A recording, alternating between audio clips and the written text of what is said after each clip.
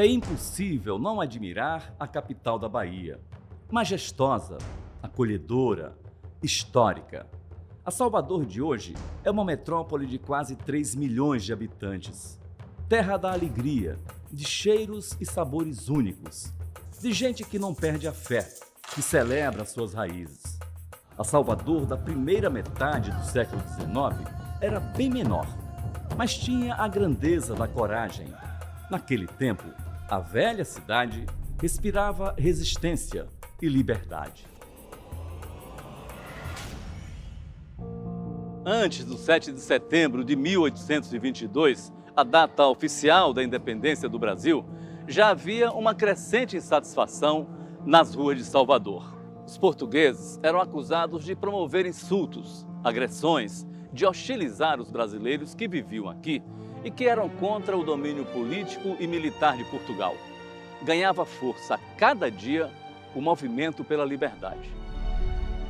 A ordem lusitana era combater nas ruas qualquer tentativa que ameaçasse romper o sistema colonial.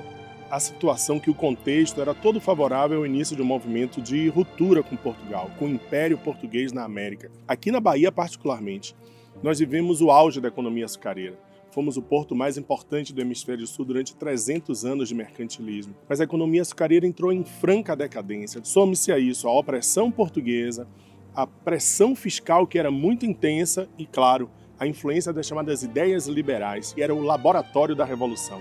Salvador era o local ideal para o início de um movimento de independência. 7 meses antes do grito simbólico de independência no Riacho Ipiranga, São Paulo. Na Bahia, o oficial que comandava as armas da então província foi substituído pelo militar português Inácio Luiz Madeira de Melo. Os baianos não gostaram da troca. Foi um dizer não à autonomia da Bahia. Madeira de Melo já era uma figura muito antipatizada pelos baianos. Ele foi imposto por Portugal para substituir o comandante de armas, o brigadeiro Manuel Pedro Freitas Guimarães, uma figura querida pelos soteropolitanos. E Madeira de Melo não, tinha uma imagem associada à repressão, à violência e por isso era rejeitado pelos baianos. Nesta rua, uma das mais movimentadas de Salvador, fica o Convento da Lapa, onde ocorreu o episódio que gerou o início dos conflitos: o assassinato brutal da abadesa, a Madre Superiora. 19 de fevereiro de 1822, auge da Guerra Civil, dia auge da Guerra Civil entre as tropas do Brigadeiro Madeira de Melo e do Brigadeiro Freitas Guimarães. As tropas passam no Convento da Lapa, invadem o Convento da Lapa, matam Joana Angélica. Esse fato tem uma grande repercussão, o fato realmente mexe com a cidade. A morte de Joana Angélica foi o estopim, disparou a reação dos baianos. Foi crucial para determinar o início dos conflitos mais diretos. Insubordinações, emboscadas, movimentos de revolta começaram a brotar em diversos pontos da cidade. Pequenos atritos, escaramuças vão começar a se transformar em combates nas ruas. E daí até a guerra que vai se alastrar por Salvador e Recôncavo vai ser um processo muito rápido. A reação foi imediata. Os baianos tomaram o Forte de São Pedro e convocaram uma reunião de emergência. Era preciso montar uma estratégia de combate.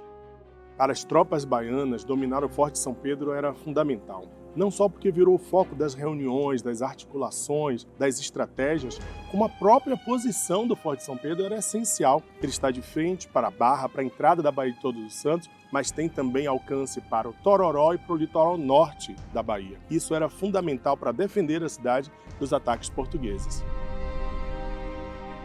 Dia de São José, 19 de março. Na rua que fica ao lado da Igreja da Conceição da Praia, passava uma procissão em homenagem ao santo. Os devotos portugueses que acompanhavam foram surpreendidos.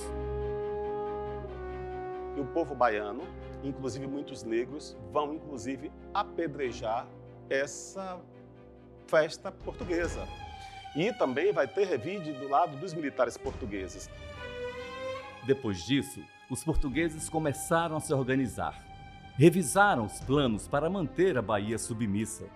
O cerco foi se fechando. Salvador acabou sitiada.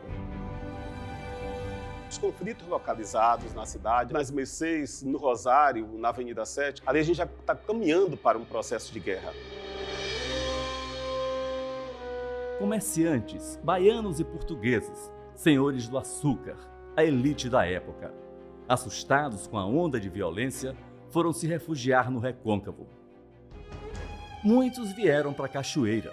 A cidade, banhada pelo rio Paraguaçu, era uma das maiores do interior do Nordeste. Por aqui, passavam produtos, mercadorias que abasteciam Salvador e o lucrativo comércio com a Europa. Professor, era um porto movimentado de Cachoeira naquele tempo, né?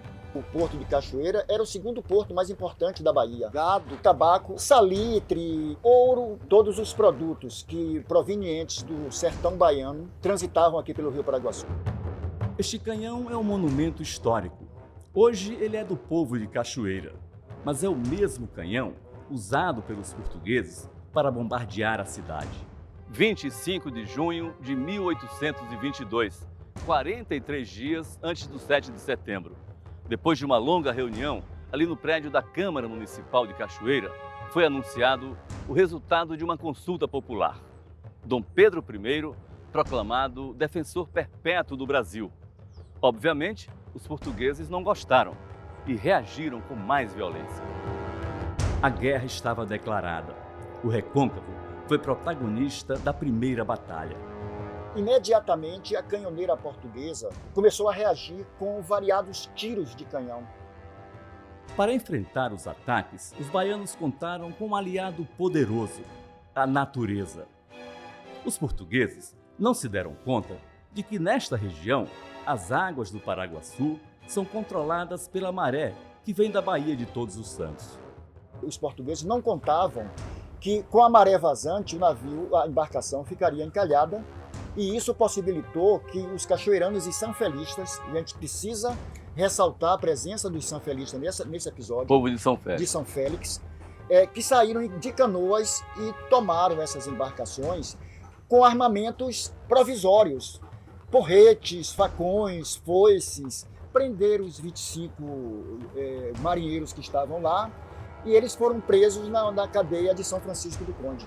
Pontos de defesa em pequenas fortalezas às margens do rio foram dominados pelos baianos. E já prevendo a derrota, os portugueses tentaram manter pelo menos uma parte do território brasileiro. O sul e o sudeste seriam o Brasil independente. O norte e o nordeste continuariam sob o domínio de Portugal.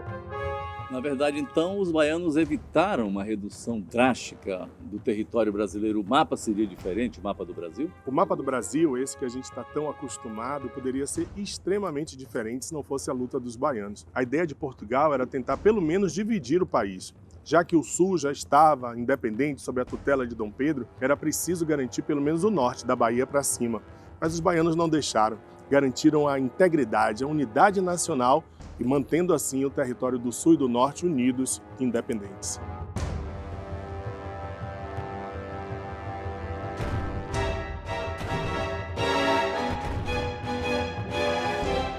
Cachoeira, São Félix, Santo Amaro, Maragogipe, Ilha de Itaparica. Moradores do interior, indígenas, vaqueiros, negros escravizados, mulheres. Pela independência, gente de todo canto foi se juntando às tropas de combate aos portugueses. E nas batalhas surgiram heróis e heroínas que honram a história do Brasil.